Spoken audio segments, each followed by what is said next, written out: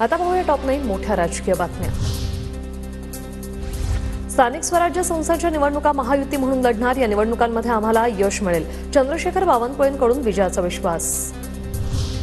पालकमंत्री पदावरून होणारं रस्त्यावर जे प्रदर्शन होतंय ते योग्य नाहीये। आम्ही नाशिकमध्ये पालकमंत्री पदावरून भाजपची नाराजी असतानाही हे होऊ दिलं नाही, बावनकुळेंकडून शिंदे गटातल्या नाराजी नाट्यावर टीका।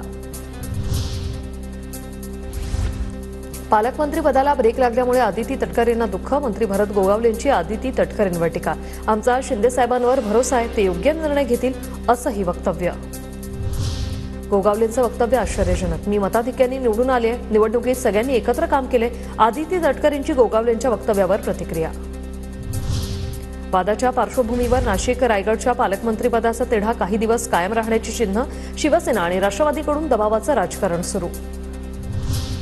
अपात्र महिलांचे पैसे परत घेणार नाही, आदिती तटकरेंनी भूमिका बदलली, आधी पैसे परत घेण्याच्या वक्तव्यानंतर आदिती तटकरेंची माघार।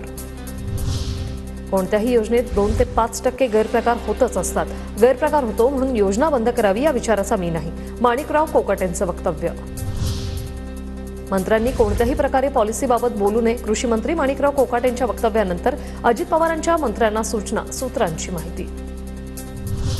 उदय सामंत दावोसला गुंतवणूक आणायला गेले नाही, तर आमदारांची फोडाफोडी करण्यासाठी गेले। सरकारी खर्चातून दावोसला गेलेले उदय सामंत तिथे बसून एकनाथ शिंदेंचे आमदार फोडतायत, पण त्यांचं पितळ उघडं पडलंय, खासदार संजय राऊतांची टीका।